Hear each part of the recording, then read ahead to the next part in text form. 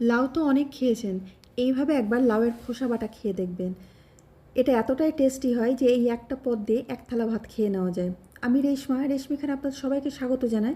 যারা আমার পুরনো বন্ধু এখনও আমার সাথে রয়েছেন তাদেরকে আমি অনেক অনেক ধন্যবাদ জানাচ্ছি আমার সাথে থাকার জন্য। আর যারা আমার নতুন বন্ধু এখনও আমাকে সাবস্ক্রাইব করেনি তারা প্লিজ আমাকে সাবস্ক্রাইব করে দেবেন এবং পাশে থাকা বেল আইকনটা অবশ্যই প্রেস করবেন যেন আমার আপলোড করা ভিডিও নোটিফিকেশনগুলো সবার প্রথমে আপনাদের কাছে পৌঁছে যায়। আর এই ভিডিওটা আমি আপনাদের সবাইকে প্রথম থেকে শেষ অবধি দেখার জন্য অনুরোধ করছি। নিত্য নতুন রেসিপি দেখার জন্য আমার চ্যানেলটাকে অবশ্যই ফলো করবেন। প্রথমে দেখুন আমি একটা কচি ফ্রেশ লাউ নিয়েছি, কারণ এই খোসা বাটার জন্য কচি লাউ লাগবে। লাউটাকে নিয়ে আমি ফালি ফালি করে কেটে নিয়ে এর খোসাটাকে ছাড়িয়ে নিচ্ছি। সমস্ত খোসাগুলো আমি একটু মোটা মোটা করে ছাড়িয়ে নিচ্ছি। ছাড়িয়ে নেওয়ার পরে দেখুন খোসাগুলোকে আমি ছাড়িয়ে নিয়েছি। আর লাউটা কিন্তু অবশ্যই কচি নেবেন। ছাড়িয়ে নেওয়ার পরে আমি খোসাটাকে টুকরো টুকরো করে কেটে নিচ্ছি। এইভাবে টুকরো টুকরো করে কেটে নিয়ে খোসাটাকে খুব ভালো করে ধুয়ে পরিষ্কার করে নিয়ে জলটাকে ঝরিয়ে নিয়ে এবার আমি রান্নায় চলে যাচ্ছি।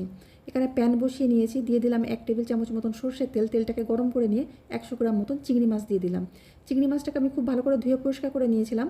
এবার আমি সামান্য একটু নুন আর হলুদ দিয়ে চিংড়ি মাছটাকে 4 থেকে 5 মিনিট আমি এটাকে একটু লাল লাল করে ভেজে নেব। মাছটা দেখুন আমার ভাজা হয়ে গেছে, এটাকে তুলে আমি একটা পাত্রে রেখে দিচ্ছি। রেখে দেওয়ার পরে আরও কিছুটা সর্ষের তেল দিয়ে দিলাম।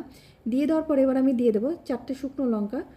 ঝালটা আপনারা আপনাদের পছন্দ মতন দিয়ে দেবেন। আর দিয়ে দিচ্ছি আমি 8-10 কোয়া রসুন আর ছোটো একটা পেঁয়াজ কুচি।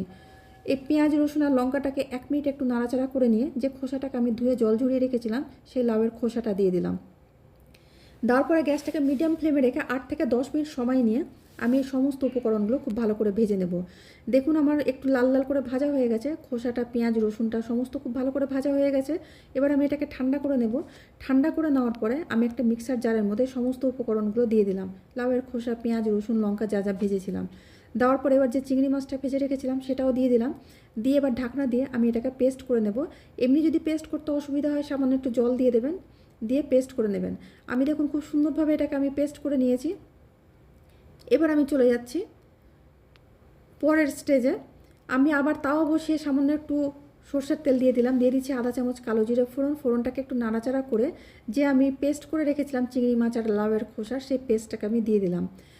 দিয়ে দেওয়ার পরে মিক্সার জারটাকে ধুয়ে সামান্য একটু জল দিয়ে দিলাম। জল দেওয়ার পরে এবার আমি দিয়ে দিচ্ছি পরিমাণ মতো নুন আর হলুদ, কারণ এতক্ষণ কিন্তু আমি কোনো নুন দিইনি। নুন আর হলুদ দেওয়ার পরে এই মিশ্রণটাকে খুব ভালো করে নাড়াচাড়া করে মিশিয়ে নিয়ে এটাকে আমি কষিয়ে নেব 8 থেকে 10 মিনিট সময় নিয়ে, যতক্ষণ না এটা ভালো করে কষানো হয়ে যায়। 7-8 মিনিট কষানোর পরে দেখুন জলটা পুরো শুকিয়ে গেছে, এটা একেবারে শুকনো শুকনো হয়ে এসছে। এবার দিয়ে দিচ্ছি আমি কিছুটা ধনেপাতা কুচি।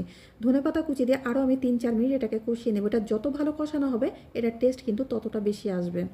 খুব ভালো করে এটা শুকনো শুকনো হয়ে গেছে, আমার রান্নাটা হয়ে গেছে। এবার আমি সার্ভ করে দিচ্ছি। তৈরি হয়ে গেল আমার লাউয়ের খোসা বাটা। এটা খুব সামান্য উপকরণ হলো এটা খেতে কিন্তু অসাধারণ টেস্টি হয়।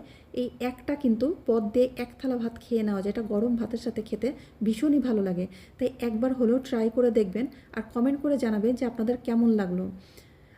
যদি ভালো লাগে একটা লাইক করবেন, শেয়ার করবেন। আর উপকরণ জানতে কোনো অসুবিধা হলে ডেসক্রিপশন বক্সে গিয়ে দেখে নেবেন, সেখানে আমার সমস্ত উপকরণ দেওয়া থাকে। আমি আবার আসবো অন্য কোনো দিন অন্য কোনো রেসিপি নিয়ে। ততদিন আপনারা সবাই খুব ভালো থাকবেন, সুস্থ থাকবেন।